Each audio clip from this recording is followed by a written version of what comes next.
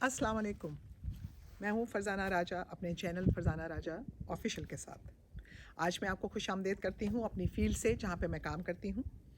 मैं आज new construction की फ़ील्ड पे हूँ। आप देख रहे होंगे पीछे पहाड़ियाँ हैं छोटी-छोटी सी जहाँ पे कंस्ट्रक्शन का काम हो रहा है। ये लैंडस्केप है। कुछ कंस्ट्रक्शन का काम उस तरफ है, कुछ इस तरफ है। कुछ राइट पे, कुछ लेफ़्ट पे है जो आप नहीं भी देख सकते हैं। लेकिन मैं आज आपको यहाँ से इसलिए बात कर रही हूँ कि आज एक बहुत अहम दिन है जो कि औरतों का आलमी दिन है। और औरतों का आलमी दिन मार्च 8 को होता है और आज ये बड़ा अहम दिन था। तो मैं आज वर्क पे हूँ। लेकिन मैंने सोचा कि मैं आज के दिन पे ख़वातीन को न सिर्फ़ ख़राज तहसीन पेश करूँगी बल्कि जो है मैं उन तमाम लोगों को ख़राज तहसीन पेश करूँगी जिन्होंने ख़वातीन को काम करने में और ख़वातीन को बेहतरीन अपने घर में कारकर्दगी दिखाने में और घर से बाहर कारकर्दगी दिखाने में उनकी मदद की है। तो मैं आप सबको ख़राज तहसीन पेश करने के लिए आज अपनी ही फ़ील्ड से मौजूद हूँ। मैं आपसे शेयर भी करना चाहती हूँ कि एक वीडियो मैंने पहले बनाई और वो वीडियो बनाने के बाद मुझे पता चला कि वो रिकॉर्ड नहीं हुई। लेकिन कोई बात नहीं, मैं दोबारा आपके साथ बात कर रही हूँ क्योंकि ये मेरी डेडिकेशन है और ये मेरी कमिटमेंट है कि मैं आपसे आज ज़रूर इस मौके पे बात करना चाहती हूँ। मैं इस दिन को मिस नहीं करना चाहती। तो मैं आपसे गुजारिश करूँगी कि मैं आज के इस दिन पे ख़वातीन ने दुनिया में, पूरी दुनिया में ख़वातीन ने ख़वातीन के हक़ूक़ के लिए बहुत अहम किरदार अदा किए हैं। जिसमें ख़वातीन जो हैं वो घरों के अंदर रह के भी उन्होंने अपनी ख़ानदानों को परवरिश करने में, अपने ख़ानदानों को नर्चर करने में, अपने बच्चों की परवरिश करने में भी किरदार अदा किया। और ख़वातीन ने घरों से बाहर निकल के उन ख़वातीन के लिए भी आवाज़ उठाई है जिन ख़वातीन को की अपनी आवाज़ नहीं थी या वो अपने लिए लड़ नहीं सकती थी, उन्होंने उनके लिए लड़ा। चाहे वो काला कोट पहन के लड़ा है, चाहे इन ख़वातीन ने जो है वो किसी सिविल सोसाइटी की और एनजीओज़, नॉन गवर्नमेंटल ऑर्गेनाइजेशंस जो हैं उसके प्लेटफॉर्म से ख़वातीन के हकूक़ के लिए लड़ा है, चाहे वो जो इंटरनेशनल ऑर्गेनाइजेशंस हैं ह्यूमन राइट्स की, विमेन राइट्स की, उनके प्लेटफॉर्म से आवाज़ बुलंद की है। ख़वातीन ने हमेशा हर प्लेटफॉर्म को इस्तेमाल करते हुए अपने हकूक़ लेने के लिए और वो दर्जा जो कि अल्लाह ने दिया है उनको कि मर्द और औरत दो जो इंसान हैं उस दुनिया में बराबर भेजे गए ताकि वो मिलजुल के ऐसे काम कर सकें और इस दुनिया को खूबसूरत और रहने की जगह बना सकें और एक गहवारा बना सकें। मैं उन माँओं को आज सलाम पेश करना चाहती हूँ, उन दादी और नानी को सलाम पेश करना चाहती हूँ जिन्होंने अपने बच्चों की और अपने ख़ानदानों की, अपनी नस्लों की परवरिश की, उनको आगे तक बढ़ाया और उनको खूबसूरत परवरिश दे के उनको अपने अपने मुल्कों और माशरों में अपना किरदार अदा करने के लिए जो है वो वसाइल पैदा किए और उनके लिए रास्ते खोले। मैं उन मर्द हज़रात को भी जिन्होंने अपनी ख़वातीन को हमेशा हर कदम पे घर के अंदर और घर के बाहर सपोर्ट किया, मैं उनको भी ख़राज तहसीन पेश करना चाहूँगी इस मौके के ऊपर। ख़वातीन ने बड़ी जदोजहद की है अपने हकूक़ हासिल करने के लिए। हम ये समझते हैं समटाइम्स कि अमेरिका और बरतानिया जैसी ख़वातीन जो हैं इनको बड़े हकूक़ हासिल हैं और दूसरे मुल्कों में जो कि कम तरक्की याफ़्ता ममालिक हैं उनमें ख़वातीन को हकूक़ कम हासिल हैं। यहाँ पर मैं आपसे शेयर करती चलूँ कि अमेरिका में 1960 तक तो अमेरिका में ख़वातीन को वोट देने का हक़ नहीं था।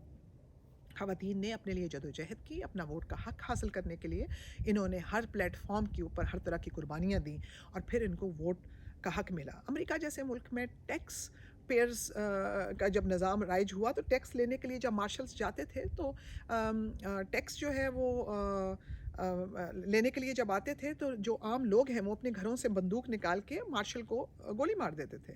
लेकिन अब जो टैक्स का निज़ाम राइज हुआ है, जब इस्लाह की जाती है, फ़लाह की जाती है और रिफ़ॉर्म्स किए जाते हैं, तो फिर निज़ाम बेहतर से बेहतर होते चले जाते हैं। सिर्फ़ बातें करने से, तकरीरें करने से और कवानीन बनाने से और नारे लगाने से मुल्कों में और मुल्कों के माहौल और सिस्टम्स में तब्दीलियाँ नहीं आती हैं। तो मैंने आपको ये एग्ज़ाम्पल इसलिए दी है कि आज ये लोग किसी जगह पे पहुँचे हैं तो वो रिफ़ॉर्म्स हैं एक्सेप्टेबल बाय एवरीवन, हर किसी के एक्सेप्टेंस के साथ। इसी तरह से मैं अभी पाकिस्तान की मिसाल देती हूँ, जब हमने बेनज़ीर इनकम सपोर्ट प्रोग्राम को इस्टेब्लिश किया तो उसमें जो ख़वातीन के हकूक़ थे اور جو خواتین کے ہم نے یہ سوچا کہ اس کو کیسے امپاور کیا جائے خواتین کو، تو خاتون خانہ کو ہی اس پروگرام کا ہیڈ بنایا گیا کہ ان کے ذریعے سے جو ہے امداد خاندان کی جائے گی. تو اگر آپ ورلڈ بینک کی رپورٹس اور یو ایس ایڈ جو امریکہ کا ادارہ ہے اور برطانیہ کے جو امداد دینے والے ادارے ہیں، گرانٹس والے یا آپ کہیں کہ ہیلپ جو کہ سوشل پروٹیکشن میں کرتے ہیں، ان کی رپورٹس اٹھا کے دیکھیں تو پاکستانی خواتین جو کہ بے نظیر انکم سپورٹ پروگرام کا حصہ ہیں، ان کی جو ڈیسیجن میکنگ پاور ہے اس میں ایک بڑی حد تک اضافہ ہوا ہے. کیونکہ اگر عورت فائنینشلی انڈیپینڈنٹ ہے تو اس کو آٹومیٹکلی انڈیپینڈنس جو ہے وہ جو سوشل انڈیپینڈنس ہے وہ بھی اس کو ملتی ہے، اور اس کی جو رسپیکٹ ہے اس میں بھی اضافہ ہوتا ہے. اسی طرح سے میں ابھی آپ کو آج ہی کے موقع کے اوپر بے نظیر بھٹو شہید کو خراج تحسین پیش کرنا چاہوں گی کہ ایسی واقعات ہوئے ہیں جس سے کہ آپ کو پتہ چلے گا کہ عورت کے حقوق کو کتنا جلدی سلب کرنے کی پلاننگ کی جاتی ہے. جیسے کہ عورتوں کے حقوق کی اگر میں بات کروں کہ سوابی اور دیر کے علاقوں میں ایک دعائے خیر کر دی گئی تھی 2005 سے پہلے، 2002 کے بعد کی بات اور 2005 کے بیچ کی بات کر رہی ہوں، کچھ الیکشنز تھے تو وہاں پہ یہ کہا گیا کہ خواتین کو ووٹ دینے کا حق پہ دعائے خیر کر دی گئی کہ اس کینڈیڈیٹ کے حق میں خواتین جو ہماری علاقے کی ہیں وہ ووٹ نہیں کریں گی، صرف مرد ووٹ کریں گے جنہوں نے دعائے خیر میں حصہ لیا ہے، اور اس طرح سے ان کے من پسند جو کینڈیڈیٹ ہیں وہ جیت جائیں گے. لیکن آپ کو حیرت ہوگی کہ محترمہ بے نظیر بھٹو نے اس کے اوپر بہت سخت رد عمل ظاہر کیا، اور اس میں انہوں نے کہا کہ ہمارے پیپلز پارٹی کے بھی کچھ لوگ انہوں نے فرمایا کہ یہ شامل ہیں. تو انہوں نے مجھے اور ایک ڈیلیگیشن بنا کے بھیجا، اور اس ڈیلیگیشن میں جب ہم وہاں پہنچے تو لوگوں سے ہم نے نہ صرف وہاں پہ انٹروگیٹ کیا کہ بھائی یہ کس نے کیسے اعلان کیا دعائے خیر کا، خواتین کتنی آسان جو ہے وہ ٹارگٹ ہے کہ آپ نے خواتین کے نام پہ کہ اجی ان کو ہم گھر سے نکلنے نہیں دیں گے الیکشن کے دن، اور اس طرح سے ہمارا ایک متفق کا کینڈیڈیٹ جیت جائے گا. تو ان چیزوں کو یہ نہ صرف ہم نے انہیں سمجھانے کی کوشش کی کہ یہ خواتین کا بیسک جو رائٹ ہے اس کی خلاف ورزی ہے، بلکہ یہ قانون جو ملک کا ہے اس کی بھی خلاف ورزی ہے. تو یہ ایسا نہیں کیا جا سکتا ہے. تو یہ چھوٹی چھوٹی اگزامپلز میرا دینے کا مقصد یہ تھا آپ کو بتانے کا کہ خواتین کے حقوق کو سلب کرنا ایک بہت آسان ذریعہ سمجھا جاتا ہے. تو لیکن اس وقت میں یہ کہوں گی کہ خواتین دنیا بھر میں پارلیمنٹس میں بڑی تعداد میں موجود ہے، جس میں پاکستان میں بھی پارلیمنٹ میں ہیں. روانڈا ایک چھوٹا سا ملک ہے، اس میں 50% سے زیادہ خواتین ان کی پارلیمنٹ میں ہیں. سویڈن جیسے ملک میں 50 سے بھی زیادہ ہیں. لیکن دیکھنا یہ ہے کہ کیا خواتین پارلیمنٹ میں بڑی تعداد میں آنے سے کیا لوگوں کے مسائل حل ہو رہے ہیں، کیا زندگیوں میں اور ہر گھر میں تبدیلیاں آ رہی ہیں، یا یہ صرف ایک نعرے تک ہے اور صرف دکھاوے تک ہے، اور اصل میں تبدیلی جو ہے وہ کسی اور چیز کا نام ہو گیا ہے. چادر اور چار دیواری کا جو تحفظ ہے اس کو برقرار رکھتے ہوئے جو آزادی ہے خواتین کی، حقوق ہیں خواتین کے، وہ زیادہ امپورٹنٹ ہیں. یہ صرف پارلیمنٹ میں ہو جانے سے، قوانین بن جانے سے کیا آج ہماری کوئی خاتون جو ہے وہ ونی کی رسم کی جو ہے وہ نشانہ بن رہی ہے کہ نہیں بن رہی ہے؟